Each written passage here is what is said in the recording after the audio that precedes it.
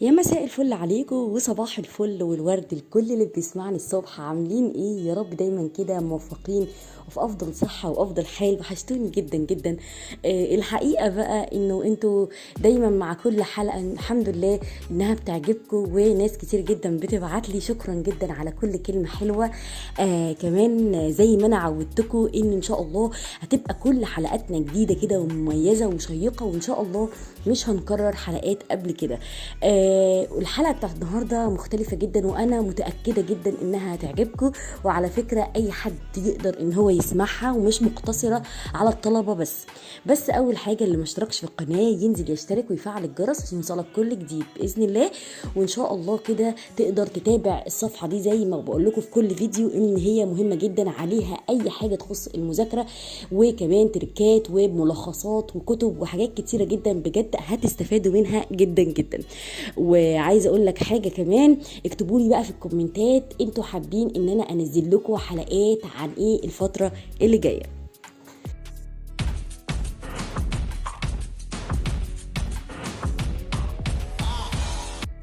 حلقة النهاردة كده مهمة جدا ويمكن في غاية الأهمية، ويمكن أنا نزلت حلقة شبهها حوالي كده من حوالي سنة كده ولا حاجة. فعلا فاتت طلبة كتير جدا وكانت الحلقة دي عن أهم الكورسات الأونلاين المطلوبة في سوق العمل، وحرفيا ناس كتير جدا استفادوا منها، وأنا برضو هسيب لكم اللينك بتاعها في صندوق الوصف. طب عشان منع عن التكرار أنا حاولت أعمل لكم حلقة جديدة كده مختلفة، متأكدة جدا إنها تعجبكم. حلقة النهاردة بقى عن الكورسات اللي بعيدة شوية عن سوق العمل، يعني لو انت خدتها كده وتمكنت فيها جدا جدا هتقدر انها تفيدك في حياتك قبل شغلك، وعلى فكرة هتفيدك في شغلك قوي. النوع ده بقى من الكورسات انا شايفاه مهم جدا، يعني يمكن لا يقل اهمية عن كورسات اللغات وكورسات البرمجة والكمبيوتر وكل ده، لان ببساطة دلوقتي حياتنا بقت عبارة عن تعامل مع اشخاص، عبارة عن معلومات احنا بنتعلمها، او عبارة عن تجربة انا بنقلها لغيري فبيتعلم منها. النوع ده من الكورسات لازم يبقى عندك خلفية عنه، يعني سواء انت دلوقتي ده مجالك او مش مجالك فانت لازم يبقى عندك خلفية، لان احنا زي ما اتكلمنا قبل كده وكل الدنيا بتقول ان احنا في مجتمع مفتوح، لازم يبقى عندك معلومات او عارف اي حاجة عن كل حاجة او عن كل مجال. تمام؟ طيب يعني معنى كلامك ده ان انا شتت نفسي وابقى عارف كل حاجة كده واتلخبط في كل حاجة؟ لا طبعا، انا بتكلم هنا عن الكورسات. طيب ايه الكورسات اللي هتفيدني ازاي اقدر انظم وقتي بحيث ان انا اقدر اخلص كل كورس وادخل على اللي بعده بدون اي لخبطه. كمان هقول لك في الفيديو ده ان شاء الله ازاي تقدر تثبت اي معلومه انت خدتها في اي كورس من غير ما تنساها. في النقطة دي أنا هتكلم على كورس من أهم الكورسات اللي حرفيا هتفيدك جدا، واللي أنا ناوية فعلا أبدأ بيه وأتكلم عنه وهتعلمه كمان، اللي هو كورس اسمه مهارات التواصل الاجتماعي أو أساليب التواصل الاجتماعي. والحقيقة يا جماعة ده بيندرج تحت نوع من كورسات اسمه تنمية بشرية. الكورس ده أصلا ليه أكتر من مسمى، يعني أنا عايز بس أعرفك الكورس ده عبارة عن إيه. الكورس ده بيعرفك إزاي يبقى عندك لغة حوار، إزاي تقدر تجذب الناس بكلامك، كمان ازاي تقدر توظف لغة الجسد في التعبير عن كلامك. يعني في ناس جدا وهي بتيجي تتكلم مع اللي قدامها بتعاني، اما مكسوفة، اما مش قادرة تطلع الكلمة، اما بيتعثر كده في الكلام، او انه ساكت اصلا مش عارف يطلع الكلمة وهو عنده كلام كتير. دايما في ناس بتحرك ايديها كتير جدا وهي بتتكلم، سواء بقى في انترفيو سواء في اي مكان. فالحقيقة ان الكورس ده هيساعدك جدا ازاي تقدر تتخلص من المشاكل دي، كمان هيخليك تقدر تتكلم مع اللي قدامك بكل بساطة وبكل مرونة. وعلى فكرة ناس كتير جدا محتاجة الكورس ده، ناس كتير برضو بيبقوا متفوقين قوي في حياتهم العملية بس ما عندهمش للأسف مهارة التحدث. يجي مثلا يقدم على شغل وهو يبقى مناسب جدا للوظيفة ديت، يعني ومعلومات وككل حاجة، ولكن للأسف اترفض عشان هو مش عارف يعبر عن نفسه صح، ما عندوش مهارة تواصل مع اللي قدامه صح. كل كورس طبعا انا هتكلم عنه هسيب لكم لينكات مهمة جدا في صندوق الوصف تقدروا ان انتوا ترجعوا ليها، وكتب ومقالات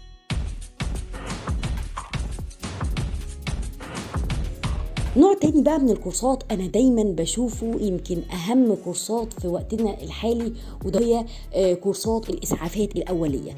ازاي لو انا اتحطيت في موقف مع شخص اتصرف ازاي، شخص اغمى عليه، شخص بعد الشر جاله غيب عنده اصلا سكر وجاله غيبوبه سكر، حد مثلا حصلت له اصابه شديده جدا وبينزف كتير، ازاي بسرعه اقدر الحقه قبل ما يروح المستشفى. لان حقيقه احنا دلوقتي ممكن كان ممكن نلحق ناس كتير جدا اتحطت في مواقف صعبه، ولكن للاسف احنا ما عندناش خلفيه او ما نقدرش ان احنا نتصرف زي ما الدكتور بيتصرف. ولكن انا بقول ان الكورس دوت يمكن من اهم الكورسات اللي فعلا احنا اي حد في اي سن لازم يبقى عارف معلومات عنه، ولازم يبقى فعلا درسه، لان احنا بنتعرض لمواقف كتير جدا. نوع كمان بقى من الكورسات وكنت اتكلمت عنه في الاول برضو، اسمه كورسات التنميه البشريه. كان منه الكورس اللي قلت لكم عليه في بدايه الحلقه اللي هو مهارات التواصل الاجتماعي. انت بقى كورس التنميه البشريه بقى ده عام، يعني ايه؟ انت تحتيه بيندرج حاجه اسمها ازاي اقدر انظم وقتي، ازاي اثق في نفسي، ازاي يبقى عندي لغه حوار وكل ده. فانت تقدر تقول ان كورس التنميه البشريه من اهم الكورسات اللي لازم نتعلمها في وقتنا الحالي.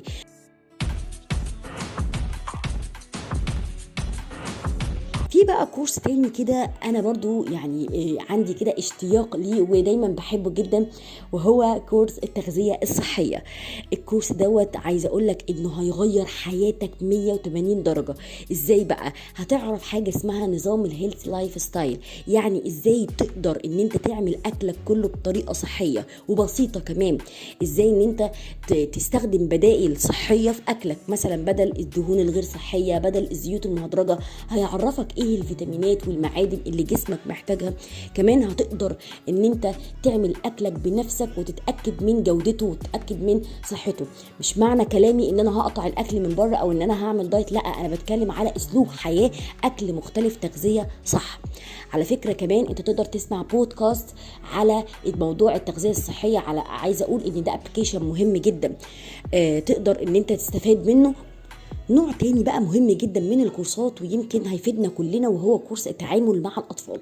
ازاي ان انا اقدر اتعامل تعامل سليم مع الأطفال، ازاي اعرف اساليب الطفل، المشاكل بتاعته، كمان التغذية السليمة اللي تخص الطفل، كل الامور المتعلقة بالطفل في اي مرحلة من مراحل عمره. النوع ده من الكورسات مهم جدا جدا، ومش مقتصر بس على الامهات، عشان اسمع انه ناس بتقول لا ده الام بس هي اللي محتاجة تسمعه، لا ده كمان انت كأب محتاج تعرف عنه خلفية كبيرة جدا.